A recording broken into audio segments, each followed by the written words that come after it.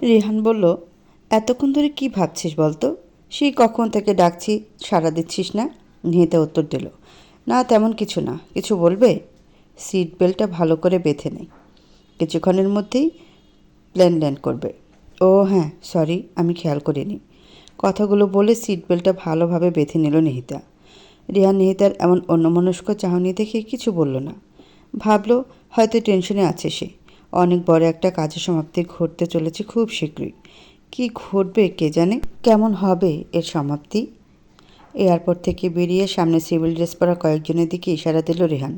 চারদিকে সতর্ক দৃষ্টি নিক্ষেপ করে লোকগুলোর দিকে এগিয়ে গেল রেহান আর নিহিতা। রেহান লোকগুলোর সাথে কনভারসেশন শেষ করে একটা নির্দিষ্ট কালো গাড়িতে উঠল নিহিতাকে নিয়ে। তারা গাড়িতে উঠতেই গাড়িটা স্টার্ট হয়ে গেল। তাদের গাড়ির আগে পিছে আরও দুটো গাড়ি তাদের সেফটির জন্য চলতে শুরু করলো। গাড়ি তিনটি প্রায় 1 ঘন্টার মতো চলল। তারপর মাহনাইম নামক এক আবাসিক এলাকায় তাদের গাড়িটা ঢুকলো। একটা ডুপ্লেক্স আধুনিক বাড়ি। নিহিতার মনে হলো এই বাড়িটার ডিজাইন অনেকটা তাদের অস্ট্রেলিয়ার বাড়ির মতো। গার্ড গেট খুলে দিতেই গাড়িগুলো ভেতরে প্রবেশ করলো। পুরো বাড়িটা গার্ড কঠোরভাবে নিরাপত্তা দিচ্ছে। বাড়ির বাইরেও সিভিল ড্রেসে কয়েকজন ঘোরাঘুরি করছে। সব কিছু দেখে মুচকে আসলো নিহিতা। সে জানে এই সব কিছু সাফওয়ান আফরোজ আর রেহানের কাজ। সাফওয়ান আফরোজ নিহিতাকে নিয়ে ন্যূনতম পরিমাণ রিস্কটুকুও নিতে ইচ্ছুক নন। হাতে টান পড়ায় ধ্যান ভাঙল নিহিতার। রিহান তার হাত ধরে সামনের দিকে এগিয়ে যাচ্ছে। বাড়ির দরজার কাছে গিয়ে পাসওয়ার্ড ট্যাপ করলো রেহান। ভিতরে ঢুকে রেহান বলল, তুই আর আমি ছাড়া এই বাড়িতে কেউ ঢুকতে পারবে না। প্রতিটি দরজায় পাসওয়ার্ড লাগানো, সাথে তোর হাতের ছাপও অ্যাডজাস্ট করা। কেউ যদি ভিতরে ঢোকার চেষ্টা করে তাহলে তাকে প্রথমবারই সঠিক পাসওয়ার্ড ইউজ করতে হবে। আর যদি সে ভুল পাসওয়ার্ড ইউজ করে তাহলে দ্বিতীয়বার পাসওয়ার্ড ইউজ করার সাথে সাথে তার হাতে প্রচণ্ড পরিমাণ বৈদ্যুতিক শর্ট লাগবে আর পুরো বাড়িতে ইমার্জেন্সি অ্যালার্ম বেজে উঠবে। তাছাড়া বাড়ির প্রতিটি দরজা জানালা বুলেট প্রুফ। তোর সেফটি নিয়ে কোনো ইস্যু তৈরি হোক সেটা আমি চাই না নিহিতা। রেহানের কথা শেষ হতে নিহিতা তাকে শক্ত করে জড়িয়ে ধরল। বলল, তোমার মতো ভাই এই পৃথিবীর সবার হোক। হয়েছে, আর বাটারিং করতে হবে না।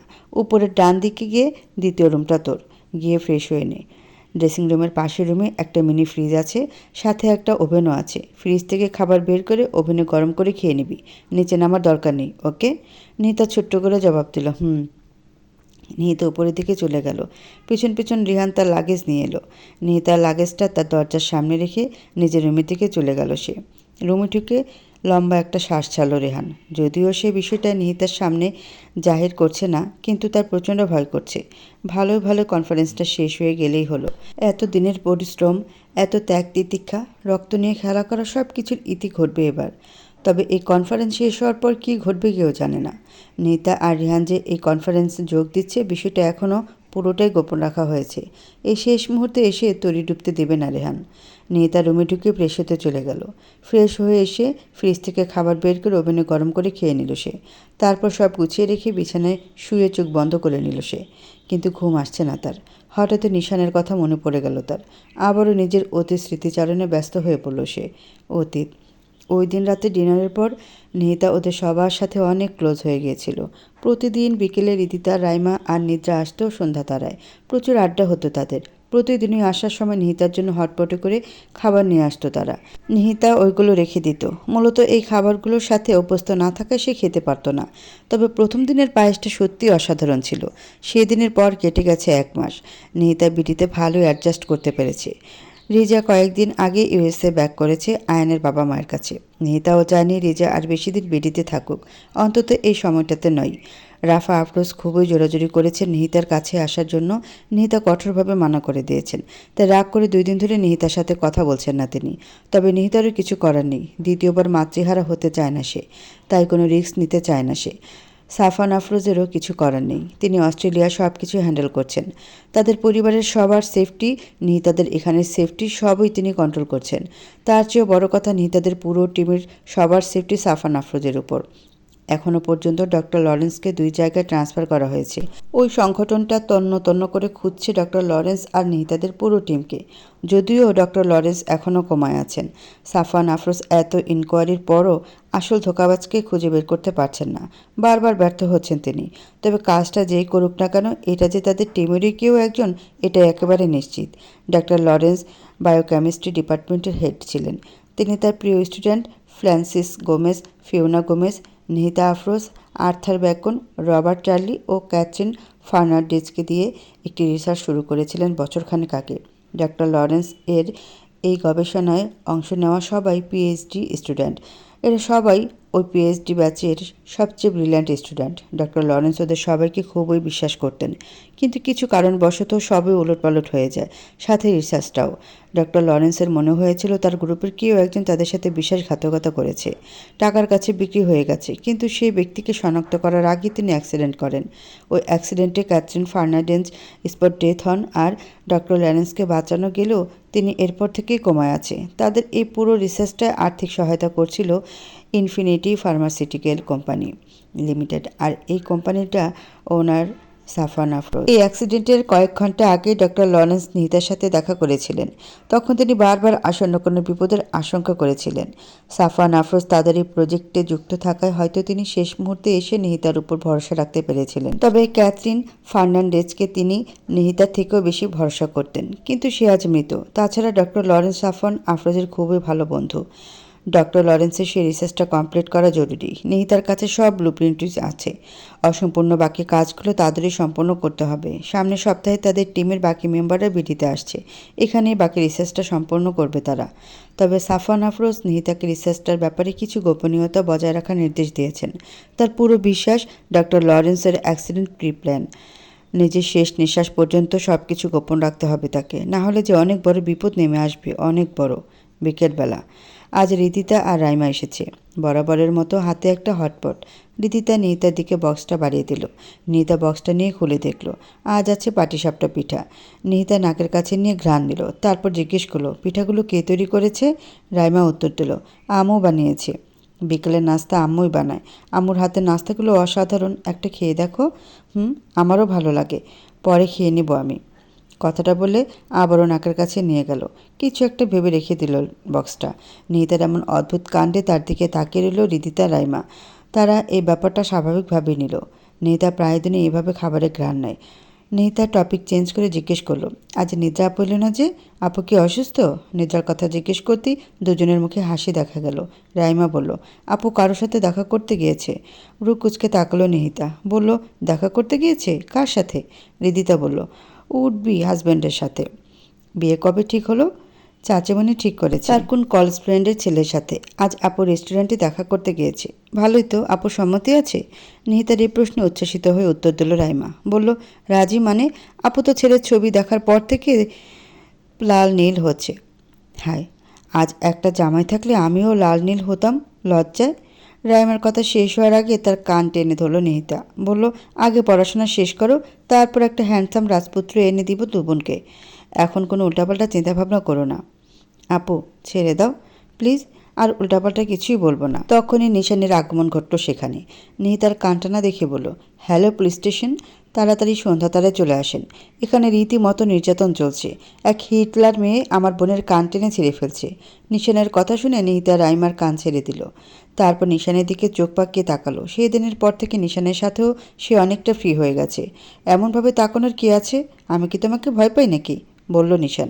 নিহিতা উত্তর দিল, বেকার কোম্পানির প্রেসিডেন্ট মিচকে শয়তান আমাকে ভয় পাবে সেটা আমি ভাবতেও বা যাব কেন?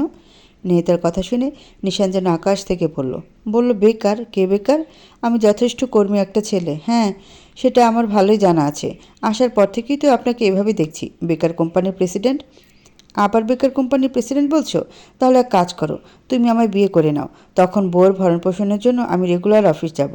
শখ কত! এই নিহিতা আপনার মতো বেকার কোম্পানির প্রেসিডেন্টকে বিয়ে করবে না? শখের তোলা 80 টাকা, বুঝলে? কি বুঝবো? আমায় বিয়ে করে নাও। নিহিতা না শোনার ভান করে অন্যদিকে চলে গেল। নিহিতা যেতেই সামনের দিকে নজর দিল নিশান। রিদিতা, রাইমা চোখ বড় বড় করে তার দিকে তাকিয়ে রইল। তাদের তাকানো দেখে ভাবার চাকা খেয়ে গেল নিশান। বলল, কি এভাবে তাকিয়ে আছিস কেন? রাইমা বলল, তলে তলে তুমিও নিহিতা আপুর সাথে টেম্পো চালাচ্ছ দা ভাই? আমরা কি না কিছুই জানি না? নিশান উইরস মুখে জবাব দিল, টেম্পো চালানোর সুযোগ পেলাম কোথায়? হিটলার বাপের হিটলার মেয়ে তো আমার কোনো পাত্তাই দেয় না। নিশানের মুখের ভাবভঙ্গি দেখে হেসে দিল দুজন। রিদিতা বলল, চেষ্টা করে যাও দা ভাই, বলা তো যায় না কখন সফল হয়ে গেলে। তাদের কথার মধ্যেই আবার আগমন ঘটল নিহিতার। হাতে কয়েকটি পেয়ারা। পেয়ারাগুলো তাদের দিকে এগিয়ে দিল। তারপর নিজে একটা কামড় দিল। নিশান খেতে খেতে বলল, অনেক মিষ্টি তো, কোথাকার এগুলো? আকবর দাদু গ্রামের বাড়ি থেকে এসেছে। তারপর নিহিতা নিশানকে বলল, নিদ্রাপুর উর্বিকে দেখেছেন আপনি? না দেখিনি, তবে ভালোই হবে। আমার কলেজ ফ্রেন্ডের ছেলে, নাম কিয়ান আহমেদ। ভাবুক হয়ে নিহিতা জিজ্ঞেস করলো, আচ্ছা, ছোট বোনের বিয়ে দিয়ে দিচ্ছে, আর আপনারা বড় ভাইরা বুড়ো হয়ে যাচ্ছেন। বিয়ে কবে করছেন আপনারা? তুমি বললে আমি এখনই বিয়ে করে নিতে পারি, চলো কাজী অফিস। কথায় কথা মজা করবেন না তো, ভালো লাগে না। নিবিড় ভাইয়া বিয়ে করবেন না? তাছাড়া গত কয়েকদিন ধরে তার কোনো দেখাই নেই। বাহ, ভাইকে কি মিস করা হচ্ছে। আর আমাকে তো মানুষ সহ্যই করতে পারে না। আপনি কি থামবেন? আচ্ছা সরি। তখন রাইমা বলল, ভাইয়ার তো বিয়ে হয়ে গেছে। কথাটা শুনেই নিহিতা কি বলে চিৎকার করে উঠল। বলল, কোথায় সে? তোমাদের সিস্টার ইন লকে তো একদিনও দেখলাম না। নিশান বলল, ভাইয়া বিবাহিত ব্যাচেলর। মানে কি ভাই? কিছুই তো বুঝতেছি না। বিয়ের বছর খানেকের মধ্যেই তাদের মধ্যে কিছু একটা নিয়ে ঝামেলা সৃষ্টি হয়, তারপর থেকে আলাদা থাকে।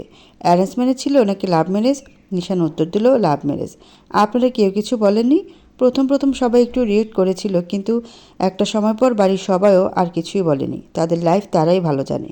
কী বলেন এগুলো? আপনারা চৌধুরীরা সব দিক দিয়েই পিছিয়ে আছেন, বুঝলেন? ব্রো আর সোহা আপুর প্রেম কাহিনী তো জাস্টও। রিজা আপু আর আয়ান ভাইয়েরটাও জোশ। আর তোমার কি? তোমার প্রেম কাহিনী? আপাতত আমি সিঙ্গেল। নিশান প্রকুচকে তাকালো। আপাতত? কয়টা প্রেম করেছো তুমি? নিহিতা স্বাভাবিকভাবে উত্তর দিল, 4-5টা তো হবেই। কি চিৎকার করছেন কেন? আজব। মানে কি এসবের? তুমি 4-5টা প্রেম করেছো? হ্যাঁ। নিহিতার উত্তরটা শুনে আর দাঁড়ালো না নিশান। বড় বড় পা ফেলে বেরিয়ে গেল সন্ধ্যাতারা থেকে। নিশানের এইভাবে রিয়েক্ট করা দেখে প্রকুচকে তাকিয়ে রইল নিহিতা। হৃদয়তের দিকে তাকিয়ে জিজ্ঞেস করলো, এটা কি হলো? এভাবে চলে গেল কেন? নিশানের কাণ্ডে মুখ চেপে হাসছে রিদিতা রাইমা। নিহিতার চাহনি দেখে থেমে গেল তারা। দুজনে তড়িঘড়ি করে উত্তর দিল, আমরা কিছু জানি না। কথাটা বলে নিশানের পিছু পিছু তারাও চলে গেল। তাদের যাওয়ার দিকে অবাক চোখে তাকিয়ে রইল নিহিতা। এই ভাই বোনদের মাথায় কখন কি চলে সেটা তারাই ভালো বলতে পারবে। আজব। রাত 3টা। নিহিতা নিজের সিক্রেট ল্যাবে কাজ করছে। তার রিসার্চটা শেষ হতে হয়তো আরও কয়েক মাস লাগবে। ফিউনারা সামনের সপ্তাহে বিডিতে আসবে। তখন হয়তো তাদের কাজের গতি আরও বৃদ্ধি পাবে। তবে তাকে অবশ্যই সতর্ক থাকতে হবে। ল্যাবে প্রতিদিনের কাজ শেষ করে রাইমাদের আনা হটপটটা খুলে দেখল সে। প্রায় ঘণ্টাখানেক ধরে পাটিসাপটা পিঠা আর হটপটের বক্সটা আলাদা আলাদাভাবে টেস্ট করলো। প্রাপ্ত ফলাফল দেখে হাসল সে। তারপর বক্সটা রেখে দিল ল্যাবের স্টোরেজ রুমে একটা বড় বক্সে, যেখানে ইতিমধ্যে 4-5টা হটপটের বক্স নিজেদের জায়গা করে নিয়েছে। কিন্তু নিহিতা ভেবে পাচ্ছে না তার এখন কি করা উচিত। সচরাচর যে সত্যটা আমরা দেখি তার আড়ালেও অনেক সময় অনেক সত্য লুকিয়ে থাকে। এখন প্রশ্ন হচ্ছে, এরকম জঘন্য একটা কাজ করছে কে? তার আসল উদ্দেশ্য কী? কেন করছে সে এটা? নাকি এর পেছনে কোনো অতীত রহস্য লুকিয়ে আছে? এমন কোনো অতীত যা সন্ধ্যা আফরোজের সাথে সম্পর্কিত? চৌধুরী নিবাসের সাথে তো তার সন্ধ্যা আফরোজের জন্যই একটা সম্পর্ক জড়িয়ে আছে, যে সম্পর্কটা সে যতই উপেক্ষা করুক মিথ্যে হয়ে যাবে না। এমন হাজারো প্রশ্ন আছে নিহিতার কাছে, কিন্তু কোনো প্রশ্নের উত্তর নেই তার কাছে। হটপটের ল্যাব রিপোর্টটার ছবি তুলে রিহানের কাছে পাঠিয়ে দিল। ঘড়ির দিকে তাকিয়ে দেখলো প্রায় 4টা বেজে গেছে। ল্যাবের কাজ শেষ করে নিজের রুমে চলে গেল সে। রুমে গিয়ে ওয়াশরুমে চলে গেল ফ্রেশ হতে। প্রায় 1 ঘন্টার মতো শাওয়ার নিয়ে বের হলো সে। এখন অনেকটা শান্তি অনুভূত হচ্ছে তার। হেয়ার ড্রায়ার দিয়ে চুল শুকিয়ে রুম থেকে বেরিয়ে গেল সে। ধীরে ধীরে নিহান সাহেবের রুমের দিকে এগিয়ে গেল। গিয়ে দেখলো নিহান সাহেব গভীর ঘুমে আচ্ছন্ন। ডিম লাইটের নীলচে আলোয় দেখলো নিহান সাহেব গুটিসুটি মেরে শুয়ে আছেন। পায়ের কাছে পড়ে থাকা বেডশিটটা নিয়ে নিহান সাহেবের বুক পর্যন্ত ঢেকে দিল। উষ্ণতার একটু নড়াচড়া করে আবার ঘুমিয়ে পড়লেন তিনি। তা দেখে নিহিতা মৃদু হাসল। নিহান সাহেব আর নিহিতার মধ্যে অদৃশ্য একটা দেয়াল রয়ে গেছে, যা বছরের পর বছর আরও মজবুত হয়ে গেছে। নিহান সাহেব নিজের এই দেয়াল ভাঙার চেষ্টা কখনো করেননি, না তো নিহিতা কখনো চেষ্টা করেছে। এখন হয়তো সেই দেয়ালটা ভেদ করা কখনোই সম্ভব নয়। আরও কিছুক্ষণ থেকে নিজের রুমের দিকে চলে গেল সে। কফি মেকারে কফি বানালো সে। কি মনে করে যেন 2 কাপ কফি বানালো সে। ব্ল্যাক কফি খায় উইদাউট সুগার, আর আরেকটা বানালো চিনি সহ। তারপর ছাদের দিকে পা বাড়ালো সে। ছাদের রেলিংয়ে কফি মগ দুটো রেখে চোখ বন্ধ করে 2 হাত প্রসারিত করে একটা শ্বাস নিল সে। সকালে নির্মল বাতাস, ঠান্ডা ঠান্ডা পরিবেশ একটু বেশিই প্রিয় তার। কারো পায়ের শব্দ শুনে পাশে ছাদের দিকে তাকালো সে। নিশানকে দেখে হালকা হাসলো, জিজ্ঞেস করলো, কফি খাবেন? কিন্তু ওপাশ থেকে কোনো উত্তর এলো না। তাই সে আবারও বলে উঠল, নিজের জন্য বানিয়েছিলাম, তাই আপনার জন্য নিয়ে এলাম। এখন না খেলে আমার কী বা করার আছে? ফেলে দিব? নিহিতার এমন সিরিয়াস কণ্ঠ শুনে নিশান লাফ দিয়ে সন্ধ্যা তারার ছাদে চলে এলো। এসে কফি মগটা তুলে নিয়ে এক চুমুক দিল। তারপর গম্ভীর কণ্ঠে বলল, আরেক চামচ চিনি বেশি দিয়ে কফি বানাবে আমার জন্য। আমি মিষ্টি একটু বেশিই খাই। আপনি কি আমাকে হুকুম করছেন? হুকুম করতে যাব কেন? দিনের শুরুটা কারো হাতের মিষ্টি কফি খেয়ে শুরু করলে ভালোই হয়। আপনি এমন গম্ভীর সুরে কথা বলছেন কেন? মুখে একটু হাসি নেই আপনার। কিছু হয়নি আমার। কিন্তু দেখে তো মনে হচ্ছে কিছু একটা হয়েছে। আপনাকে না এমন গম্ভীরভাবে মানায় না। হাসি খুশি আপনিটাই ভালো। বেশ ভালো করে লক্ষ্য করো দেখছি আমায়। প্রেমে পড়ে যাওনি তো আবার? নিশানের এমন প্রশ্নে ভ্যাবাচাকা খেয়ে গেল নিহিতা। বলল, কি আজব! আপনার প্রেমে পড়তে যাব কোন দুঃখে? দুঃখে প্রেমে পড়বা কেন? প্রেমে পড়বা সুখী আনন্দে। তাছাড়া আমার মতো এত হ্যান্ডসাম স্মার্ট ছেলের উপর যে কেউ প্রেমে পড়ে যাবে? নিহিতা নিশানের কথা শুনে শব্দ করে হেসে উঠল। নিশান সে হাসির দিকে একদৃষ্টিতে তাকিয়ে রইল। এই হাসিতেই তো সে খুন হয়েছে। নিজের বুকের বাপাশে হাত রাখল সে। আপন মনে বলল, এই মেয়ের হাসি এত সুন্দর কেন? মনে হয় এই হাসি দেখে সে অনন্তকাল পার করে দিতে পারবে। নিহিতার ডাকে তার ধ্যান ভাঙল। নিহিতার দিক থেকে চোখ সরিয়ে অন্যদিকে তাকালো সে। নিহিতা বলল, কাল বিকেলে এভাবে চলে গেলেন কেন? পেছন থেকে ডাকলাম, শুনলেনই না? নিহিতার কথা শুনে আবারও চুপ হয়ে গেল সে। বলল, সেটা বুঝতে পারার সময় এখনো আসেনি তোমার। সময় হোক, সুদে আসলে সব শোধ করে নিব। কী সব বলেন আপনি? সবই আমার মাথার উপর দিয়ে যায়। বাই দ্য ওয়ে, নিবিড় ভাইয়া কি বাসায় আসেনি? দেখা যাচ্ছে না তাকে কয়েকদিন ধরে। ভাইয়া বিজনেসের কাজে চট্টগ্রাম গিয়েছে, আগামীকাল আসবে। ও।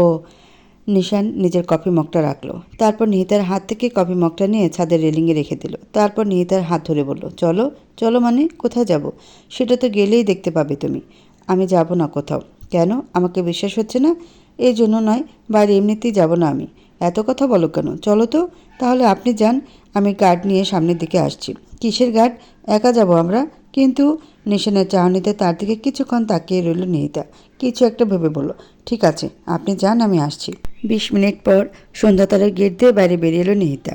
দেখলো নিশান ইতিমধ্যেই বাইরে দাঁড়িয়ে আছে। বাইকে হেলান দিয়ে নিহিতাকে দেখে বলল, এতক্ষণ লাগে আসতে? প্রায় আধা ঘন্টা হবে আমি দাঁড়িয়ে আছি। মাত্র 20 মিনিট লেগেছে আমার আসতে। ঠিক আছে, এবার বাইকে ওঠো। বাইকে যাব আমরা? হ্যাঁ, তাড়াতাড়ি ওঠো। নিহিতা হেলমেট চাইলে নিশান বলল, হেলমেট পরলে সকালে সতেজ পরিবেশ উপভোগ করবে কিভাবে? নিহিতা আর কিছু না বলে বাইকে উঠে বসলো। নিশান মিডিয়াম স্পিডে বাইক চালানো শুরু করলো। চারপাশের অন্ধকারের রেশটা কেটে ধীরে ধীরে আলো আলোকিত হচ্ছে পরিবেশ। ঠান্ডা নির্মল পরিবেশ। নিশান বাইকের স্পিডটা আর একটু কমিয়ে দিল। নিহিতা চোখ বন্ধ করে উপভোগ করছে সব। সকালের এই পরিবেশটা আসলেই উপভোগ্য। মিনিট 20 পর নিশান একটা নদীর ধারে নিয়ে বাইকটা থামালো। এই ভোরে নদীর পরিবেশটা অবর্ণনীয় সুন্দর। চারপাশে গাছগাছালি থেকে পাখির কিচিরমিচির শব্দ ভেসে আসছে। সকালের এই নির্মল পরিবেশের ঘ্রাণটাই অন্যরকম। নিহিতা পায়ের জুতোটা খুলে নিল। খালি পায়ে ঘাসের উপর হাঁটতে শুরু করে দিল সে। ঘাসের ঠান্ডা পরশে পায়ে শিশির অনুভব করলো। নিজের মতো করে প্রকৃতির মধ্যে ডুবে গেল সে। ভুলেই গেল সে এখানে একা নয়, কেউ একজন তার সাথে এখানে এসেছে। নিশান একদৃষ্টিতে নিহিতার দিকে তাকিয়ে রইল। মোবাইল বের করে ছবি তুলে নিল কয়েকটা। প্রকৃতির সৌন্দর্যে ডুবে থাকা এক মেয়ে, যার মুহে অনেক আগে আবদ্ধ হয়ে গিয়েছে নিশান। সেও ধীর পায়ে এগিয়ে গেল নিহিতার দিকে। হাঁটতে শুরু করলো সে নিহিতার পাশাপাশি। পাশে কার উপস্থিতি অনুভব করে নিহিতা বলে উঠল, ধন্যবাদ এত সুন্দর একটা পরিবেশে আমায় নিয়ে আসার জন্য, আমাকে অনুভব করানোর জন্য। এটা আমার সবচেয়ে প্রিয় জায়গা। এই জায়গাটাই এমন যেখানে এলে মানুষ কখনই মন খারাপ করে থাকতেই পারবে না। মন ভালো করে দেওয়ার জন্য এমন একটা নিরিবিলি পরিবেশই যথেষ্ট। নিশান নিহিতার হাত ধরে টেনে নিয়ে গেল। নদীর পানিতে পা ডুবিয়ে বসলো সে। নিহিতাকে বসতে বলল। পানিতে পা ডোবানোর পর অন্যরকম এক শিহরণ বয়ে গেল তার শরীর জুড়ে। চুপচাপ প্রায় অনেকক্ষণ বসে রইল দুজন। কেউ কোনো কথা বলল না। অনুভব করতে লাগলো এই মিষ্টি পরিবেশ। প্রায় অনেকক্ষণ পর নিশান ডাকলো নিহিতাকে। বলল, এবার যাওয়া যাক। চলেন। আবারও বাইকে উঠল দুজন। মিনিট 5 পর নিশান একটা টং দোকানের পাশে বাইকটা দাঁড় করালো। তারপর নিহিতার দিকে তাকিয়ে বলল, চলো। নিহিতাও কোনো প্রত্যুত্তর না করে নিশানের পিছু পিছু দোকানের দিকে পা বাড়ালো। দোকানে ঢুকে নিশান বলল, আসসালামু আলাইকুম চাচা, ভালো আছেন? দোকানে উত্তর দিল, হ্যাঁ বাজান, ভালো আছি। তোমার তো এখন দেখাই যায় না। সঙ্গে এটা কেনা? আমাকে বৌমা? দোকানের কথা মুচকে হাসলো নিশান। বলল, এমন কিছু না চাচা, আমার কাজিন, ফুফাতো বোন। তয় দুজনকে বেশ ভালোই মানাইব। এবারে শব্দ করে হেসে উঠল নিশান। বলল, কড়া লিকারে 2 কাপ দুধ চা দিন চাচা, সাথে টোস্ট বিস্কুট দিয়েন। তারপর নিহিতার দিকে তাকালো নিশান। নিহিতাকে ভুকুচকে তাকাতে দেখে নিশান বলল, এভাবে তাকিয়ে আছো কেন? দোকানের কথা কিছু মনে করো না, তবে এখানকার চা অনেক ভালো। দুধ চায়ের সাথে টোস্ট বিস্কুট অসাধারণ কম্বিনেশন। তারপর পাশের বেঞ্চের দিকে ইশারা দিয়ে নিহিতাকে সেখানে বসতে বলল। দোকানি মাটির কাপে চা দিলেন। নিশান সেই চায়ে টোস্ট বিস্কিট ভিজিয়ে খেতে শুরু করে দিল। নিশানে দেখা দেখি নিহিতাও সেভাবে খেতে শুরু করে দিল। চা শেষ করে নিশান দোকানিকে দাম দিয়ে দিল। নিহিতার খাওয়া শেষ হলে চায়ের কাপটা ফিরিয়ে দিয়ে উঠে দাঁড়ালো দুজন। বাইকের দিকে যেতে যেতে নিশান জিজ্ঞেস করলো, কেমন লাগলো চা? Not bad. শুধু নট ব্যাড? তাহলে আর কি বলবো? না কিছু না, যতটুকু প্রশংসা করেছো সেটাই অনেক। তারপর বিড়বিড় করে বলল, হিটলারের বংশধর, ভালো করে প্রশংসাও করতে জানে না। বিড়বিড় করে কি বলছেন? কিছু না, চলো। কিছুক্ষণ পর ফিরে এলো তারা। নিহিতা সন্ধ্যা তারার সামনে বাইক থেকে নেমে নিশানকে ধন্যবাদ জানিয়ে গেটের ভিতরে ঢুকে গেল। নিশানও মাথা চুলকে বাইক নিয়ে চৌধুরী নিবাসে ঢুকে গেল। চৌধুরী নিবাসের ছাদ থেকে এই দৃশ্যটা দেখলো কেউ একজন। বিষয়টাকে ভালোভাবে দেখলো না সে। কিছুক্ষণ তাকিয়ে থেকে নিচে নেমে গেল সেই ব্যক্তিটি। সন্ধ্যা তারা ঢুকে দেখলো নিহান সাহেব ড্রয়িং রুমে পায়চারি করছেন। নিহিতাকে আসতে দেখে দাঁড়িয়ে পড়লেন তিনি। বললেন, সকাল সকাল কোথায় গিয়েছিলে নিহিতা? গার্ডকেও সাথে নিয়ে যাওনি? এত টেনশনের কী আছে আবু? তুমিই তো বলেছিলে ওই বাড়ির সবার সাথে মিশতে। মিস্টার নিশানের সাথে গিয়েছিলাম। মিশতে বলেছি কারণ তুমি সারাদিন একা থাকো, তাই বলে গার্ড সাথে না নিয়ে একা যাবে কেন? তোমার বাবা বলেনি বাড়ির বাইরে কোথাও না যেতে? আমাকে বলে যাওনি তুমি? তুমি জানো টেনশনে হাত পা ঠান্ডা হয়ে আসছে আমার। সরি আব্বু, তুমি ঘুমাচ্ছিলে তাই বলতে পারিনি। তাছাড়া আমি ব্রোকে বলে তারপর গিয়েছি। গার্ডের সাথে লোকেশন শেয়ার করে গিয়েছি আব্বু। কোনো প্রবলেম হলে তাদের ইনফর্ম করতে পারতাম আমি। নিহান সাহেব কিছু বললেন না, শুধু নিহিতাকে জড়িয়ে ধরলেন তিনি। ইদানিং নিহিতাকে নিয়ে ভয়ে ভয়ে থাকেন। অস্ট্রেলিয়া নিহিতাকে নিয়ে কোনো চিন্তাই ছিল না তার, যদিও শেষের কয়েকটা মাস ভীষণ আতঙ্কে থাকতেন তিনি, বিশেষ করে প্রফেসর লরেন্সের অ্যাক্সিডেন্টের পর থেকে। সেই একই ফিলিংস বিড়িতে আসার পর থেকে অনুভব করছেন তিনি। প্রথমে ভেবেছিলেন তিনি এখানে সন্ধ্যা চৌধুরীর স্মৃতির সাথেই থেকে যাবেন, কিন্তু এখন মনে হচ্ছে এখানে থাকা সম্ভব হবে না। এত এত নেগেটিভ ফিলিংসের মধ্যে নিহিতাকে নিয়ে তিনি বিড়িতে থাকতে পারবেন না। নিজের সেই সম্পর্কটুকু হারানোর শক্তি তার কাছে নেই। ছোটবেলা থেকে তিনি কখনো নিহিতার সামনে নিজের ভালোবাসা প্রকাশ করেননি। নিজের কষ্টগুলো থেকে নিস্তার পাওয়ার জন্য তিনি সারা জীবন দূরে দূরেই ভাগলেন, কিন্তু ফলাফল কি? শূন্য। এখন তিনি নিহিতার সাথে মন খুলে কথা বলতে পারেন না, মেয়েটাও পারে না। নিহান আফরোজের সকল দায়িত্ব ভালোবাসা সবই পালন করেছেন সাফওয়ান আফরোজ। নিজেদের মধ্যকার এই অদৃশ্য দেয়ালটা এবার ভাঙতে চাইছেন তিনি। নিহিতাকে কখনো অবহেলা করেননি তিনি, কিন্তু তার থেকেও বেশি পিতৃত্বের দায়িত্ব পালন করেছেন সাফওয়ান আফরোজ। ভাইয়ের কাছে সারা জীবন ঋণী হয়ে থাকবেন তিনি। গতকাল রেহান কল করে নিহিতার আসন্ন বিপদের আশঙ্কার কথা বলেছে, আর সেটা অবশ্যই চৌধুরী নিবাসে। এমন একটা মুহূর্তে নিহিতাকে অস্ট্রেলিয়ায় ফিরিয়ে নেওয়া সম্ভব না, সেখানেও শত্রু অপেক্ষা করে আছে। তবে রেহানের দুশ্চিন্তাটা আসলে কী নিয়ে সেটা জানেন না তিনি। রেহান তাকে বলেনি, বলতে চায়নি। নিজের ভাবনার মাঝেই নিহিতার ডাকে ধ্যান ভাঙল তার। আব্বু, এবার তো ছাড়ো, ঠিক আছে আমি। নিহান সাহেব হেসে ছেড়ে দিলেন নিহিতাকে। নাস্তা করেছো নাকি শুধু টেনশনই করে যাচ্ছ? নিহান সাহেব নাবোধক উত্তর দিলে নিহান সাহেবকে নিয়ে নাস্তা করতে চলে গেল।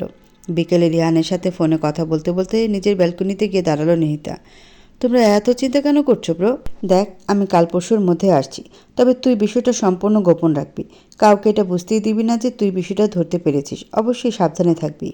একই কথা আর কতবার বলবো ব্রো? আচ্ছা ঠিক আছে, আর বলবো না। সোহাপুর খবর? অনুষ্ঠান কবে হবে? তুই অস্ট্রেলিয়া আসার আগ পর্যন্ত কিছুই হবে না, কিন্তু তুমি যে বৌছারা শুকিয়ে যাচ্ছ। রিয়ান মিথ্যে রাগ দেখিয়ে বলল, বড় ভাইয়ের সাথে কীভাবে কথা বলতে হয় জানিস না? রাখ ফোন। ফোনটা কেটে হাসতে হাসতে শেষ হয়ে যাচ্ছে সে। এই কথাগুলো সব সময় বলে থাকে রিহান। একবার তো বড়দের সামনে এই কথা বলে দিল, তাতে সুহার লজ্জায় লাল হলেও সেবার বিয়ের ডেট ফিক্সড হয়নি। রাস্তার দিকে চোখ যেতে ভ্রুকুচকে তাকিয়ে রইল নিহিতা। চৌধুরী নিবাসের সামনে একটা গাড়ি এসে থেমেছে। গাড়িটা থেকে নেমে এসেছেন একজন মধ্যবয়স্ক মহিলা আর পুরুষদের এক ছেলে এক মেয়ে। ছেলেটা হয়তো নিবিড়ের বয়সী আর মেয়েটা নিচার। আরাফ চৌধুরী হাসি মুখে কুশল বিনিময় করছেন সবার সাথে। বাড়ির সবাই উপস্থিত আছেন সেখানে, শুধু নিবিড় আর নিশান বাদে। তখনই ফোনের টুংটাং শব্দ পেয়ে ফোনের দিকে তাকালো নিহিতা। হোয়াটসঅ্যাপ মেসেজ ওপেন করে দেখলো একটা ভিডিও এসেছে তার ফোনে, আননোন নাম্বার থেকে। ভিডিওটা ওপেন করে চমকে উঠল সে, হাত কেঁপে উঠল তার। ঠিক তখনই আরও একটা ভিডিও এলো। ভিডিও দেখে থমকে গেল সে। নিহিতা কাঁপা কাঁপা হাতে হোয়াটসঅ্যাপের প্রথম ভিডিওটা ওপেন করলো। ভিডিওতে দেখা যাচ্ছে রবার্ট একটা বদ্ধ ঘরে আবদ্ধ। রুমটা খুব বেশি একটা বড় না, ফ্লোরের দিকে কেমন যেন স্যাঁতস্যাঁতে, ছাদের দিকে ছিদ্রযুক্ত। রবার্টের গঙ্গানো শব্দ শোনা যাচ্ছে। ফর্সা শরীরে কালশিটে দাগ পড়ে আছে, যেন কেউ ওকে খুবই নির্মমভাবে মেরেছে। হঠাৎ চিৎকার করে উঠল ছেলেটা, ইংরেজিতে বলে উঠল, আমি জানি ভিডিওটা তোর কাছে যাবে, তুই ওদের বিশ্বাস করিস না নিহিতা। আমি মরে গেলেও না, ওরা সব শেষ করে দিবে, সব ধ্বংস করে দিবে। ও বিশ্বাসঘাতক। ও কথাটা সম্পূর্ণ করার আগেই গগন বিদারী চিৎকার করে উঠল রবার্ট চার্লি। পুরো শরীর কেঁপে উঠল তার, যেন কয়েক সেকেন্ডের ব্যবধানে কারেন্টের শক দেওয়া হচ্ছে তাকে। রবার্টের আত্মচিৎকার তার রুহ অবধি কেঁপে উঠল। প্রথম ভিডিওটা এখানেই শেষ। কাঁপা কাঁপা হাতে দ্বিতীয় ভিডিওটা ওপেন করলো নিহিতা। ভেসে আসলো এক যান্ত্রিক কণ্ঠস্বর। ওই ব্লু প্রিন্ট আমার হাতে তুলে দে নিহিতা আফরোজ। এখানে ভদ্রভাবে শান্তশিষ্ট আচরণ করছি আমরা। তুই ভালো করে জানিস যদি আমরা খেপে যাই তাহলে সব ধ্বংস করে দেওয়ার ক্ষমতা আমরা রাখি। প্রফেসর লরেন্স ক্যাথরিন ফার্নান্ডেজের থেকেও ভয়ঙ্কর মৃত্যু রবার্ট টালির জন্য অপেক্ষা করছে। Just wait and watch. ভিডিওটা এখানেই সমাপ্তি। এত ভয়ঙ্করভাবে তাদের গ্রুপের প্রতিটি মানুষ এসবে যুক্ত হয়ে যাবে নিহিতা এটা কখনো কল্পনাও করেনি। ছোট্ট একটা ভুল তাদেরকে ধ্বংসের শেষ প্রান্তে এনে দাঁড় করিয়ে দিয়েছে। নিহিতা কাঁপা কাঁপা হাতে রেহানের নাম্বারে ডায়াল করলো। নিহিতার ফোন রিসিভ করে রেহান বলে উঠল, মাত্রই তো কলটা কাটলাম। আজ আমার একটু বেশি মিস করছিস মনে হচ্ছে। এত মিস করতে হবে না, খুব শীঘ্রই বিডিতে আসছি আমি। তুমি এখন বিডিতে আসবে না ব্রো। কিছুক্ষণ আগে আমার হোয়াটসঅ্যাপ নাম্বারে দুটো ভিডিও এসেছে। রবার্টকে কিডন্যাপ করা হয়েছে, ওকে খুব নির্মমভাবে টর্চার করা হচ্ছে ব্রো। তুমি ভিডিওটা দেখে আমায় কল ব্যাক করো বলে ফোনটা কেটে দিল নিহিতা। তারপর রেহানের নাম্বারে ভিডিও দুটো ফরওয়ার্ড করে দিল। মিনিট 5 পর কল ব্যাক করলো রেহান। তার কণ্ঠ থমথমে। নিহিতার উদ্দেশ্যে বলল, তোদের টিমের কেউ একজনই তোদের সাথে চিট করেছে, আর সেই ব্যক্তির পরিচয় জানে মনে হচ্ছে, তাই ও ওর কথা সম্পূর্ণ করতে পারেনি। তার আগেই কিছুক্ষণ চুপ থেকে রেহান বলে উঠল, কী করতে চাইছিস তুই? আমি রবার্টকে খুঁজে বের করার সর্বোচ্চ চেষ্টা করব। তোদের বাকি টিম মেম্বারদের সাথেও আমি যোগাযোগ করব। তুই চিন্তা করিস না ব্রো, সবসময় তোর সাথে আছি। তোকে প্রোটেক্ট করে যাব আমি কালও বিডিতে ফিরছি। এখানে সব কিছু গার্ডকে দিয়ে করিয়ে নিব। খবরদার ব্রো, তুমি দেশে আসার কথা ভাবনাতেও এনো না। অ্যাটলিস্ট এই মুহূর্তে তো নাই। তোমাকে অস্ট্রেলিয়ায় থেকেই সব কাজ করতে হবে। ভুলে যেও না পাপা আমাদের প্রজেক্টের সাথে যুক্ত, তাই তুমি ওখানেই থাকবে। এখানে সব কিছু আমি হ্যান্ডেল করে নেব। ওই সংগঠনটা অনেক স্ট্রং ব্রো। যা করবে ভাবনা চিন্তা করে তারপর করবে। আর ফিওনাদের এখন বিডিতে আসতে মানা করে দাও ব্রো, অন্তত আগামী 1 মাসই তো নয়। আর আমি এমন বিহেভিয়ার করবো যেন কিছুই হয়নি। আমি আমার কাজটা নিজের মতো করে চালিয়ে যাব। কিন্তু বিডিতেও তোর জন্য বিপদ নিহিতা। চৌধুরী নিবাস থেকে আসা খাবারের স্নো পয়জন পাওয়া গেছে। কেউ একজন তো আছি যে তোর মৃত্যু কামনা করছে। এক বা একাধিক জনও হতে পারে, আমারও সেটাই মনে হচ্ছে।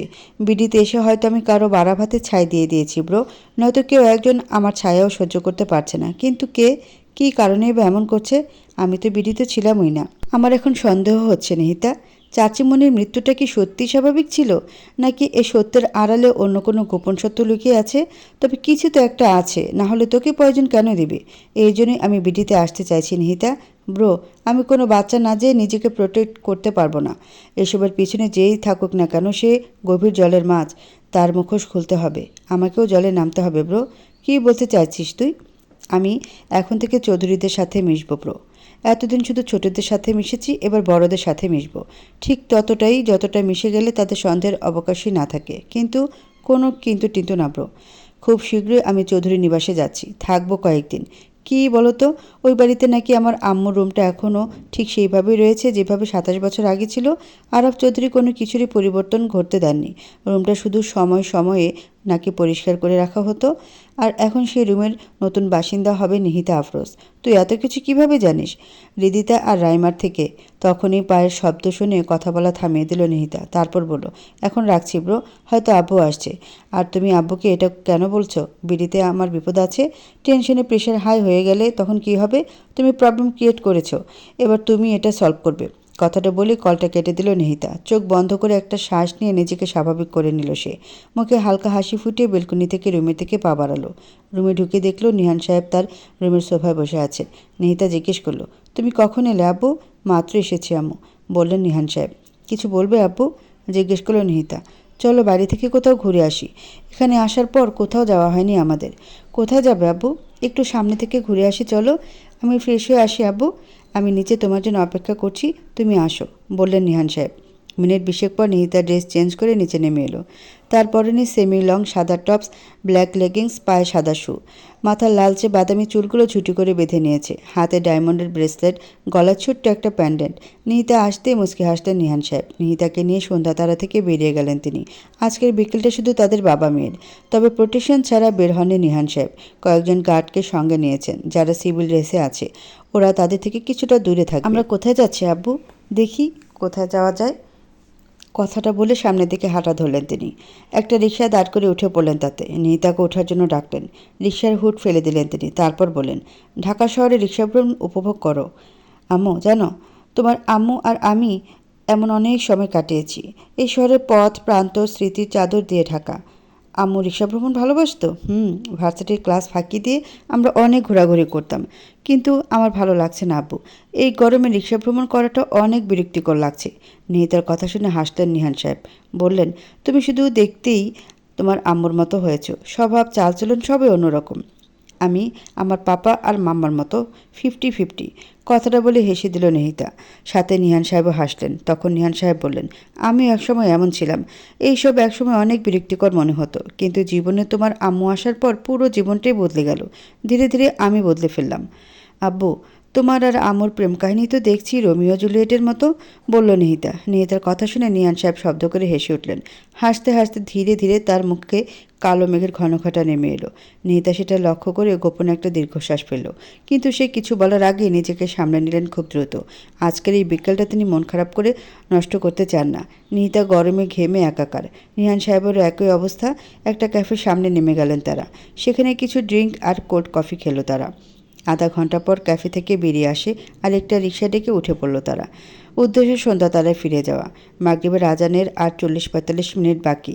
বাড়ি থেকে কিছুটা দূরে হঠাৎই রিক্সা থামিয়ে দিল নিহিতা। বলল, অনেক তো রিক্সা বিলাস করলাম আব্বু, এবার হাঁটতে ইচ্ছে করছে। তুমি চাইলে রিক্সা করে চলে যেতে পারো।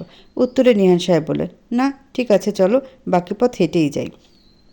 রিক্সার ভাড়া মিটিয়ে দিয়ে হাঁটা শুরু করলো তারা। নিহিতা পেছনে তাকে মুচকে হাসলো। সে আগে সন্দেহ করেছিল নিহিতাকে নিয়ে নিহান সাহেব কখনই একা গাড় ছাড়া বের হবেন না। কিছু দূর হাঁটার পর একটা আইসক্রিম পার্লার সামনে পড়লো। এই বিকেলে ভালোই ভিড় জমেছে সেখানে। নিহিতার আইসক্রিম খেতে ইচ্ছে করলো। ভিড় দেখে নিজের ইচ্ছেকে দমিয়ে নিল সে। আইসক্রিম পার্লার পার হয়ে যাওয়ার সময় হঠাৎ কেউ একজন নিহিতা আপু বলে ডেকে উঠল। ডাক শুনে পেছন ফিরে তাকালো নিহিতা। নিহান সাহেবও দাঁড়িয়ে পড়লেন। তখন হাসি মুখে তার দিকে দৌড়ে এলো রাইমা। বলল, আপু তুমি এখানে? আমরা সন্ধ্যাতারায় গিয়েছিলাম। গার্ড বলল তুমি আর আঙ্কেল বাইরে গিয়েছো, এবার আমাদের সাথে জয়েন হও। নিহিতাকে দেখে হৃদিতা নিদ্রাও এগিয়ে এলো। নিদ্রা বলল, তোকে ছাড়া খালি খালি লাগছিল বুঝলি, চল এবার আমাদের সাথে আইসক্রিম খাবি চল। সন্ধ্যা হয়ে আসছে আপু, তোমরা এনজয় করো, বলল নিহিতা। তখন পিছন থেকে নিশান বলে উঠল, সন্ধ্যা হয়ে আসছে তো কি হয়েছে, আমরা কি বাড়িতে যাব না? চলো তো আমাদের সাথে, এই গরমে আইসক্রিম খেলে ভালোই লাগবে। কথাগুলো বলে নিহিতার হাত ধরে টেনে নিয়ে যেতে লাগলো। নিহিতা কিছু বলার সুযোগই পেল না। নিশান পিছন ফিরে নিহান সাহেবের উদ্দেশ্যে বলল, আঙ্কেল আপনি চাইলে আমাদের সাথে জয়েন করতে পারেন। না ঠিক আছে, তোমরা এনজয় করো। কথাগুলো বলে সামনের দিকে পা বাড়ালেন। নিহিতা পিছন ফিরে বলল, আব্বু একা একা হেঁটে যাবে? তার চেয়ে বরং একটা রিক্সা ডেকে নাও। নিহিতার কথার উত্তরে নিহান সাহেব কিছু বললেন না, চুপচাপ সামনের দিকে হাঁটা ধরলেন। নিশান নিহিতার হাত ধরে কর্নারের ফাঁকা একটা টেবিলে গিয়ে বসলো। তারপর একটা ছেলেকে ডেকে আইসক্রিম অর্ডার দিল, ভ্যানিলা, চকলেট, স্ট্রবেরি ফ্লেভারের। অর্ডার নিয়ে ছেলেটা চলে গেল। নিহিতা বলল, আমরা এখানে একা একা খাবো? নির্জাপুর আসুক, সবাই একসাথে বসি। কেন, আমার সাথে একা খেতে ভালো লাগছে না? আমার নাম কারো গুড লিস্টে হয়তো এখনও ওঠেনি, বলল নিশান। কী যে বললেন না আপনি? আল্লাহ, এমন কিছুই না। আমি তো জাস্ট এমনিতেই বললাম। সবাই এখানে আছে আর আমরা আলাদা টেবিলে বসে খাচ্ছি, তাই? তার মানে এটা বলতে চাইছো আমার সঙ্গ তোমার ভালো লাগে না, তাই না? প্রেমে টেমে পড়ে যাওনি তো? অবশ্য আমার মতো হ্যান্ডসাম অ্যান্ড হট একটা ছেলের উপর যে কেউ প্রেমে পড়বে। এবার কিন্তু বেশি হয়ে যাচ্ছে। নিহিতার মুখের এক্সপ্রেশন দেখে শব্দ করে হেসে উঠল নিশান। বলল, আই এম জাস্ট কিডিং।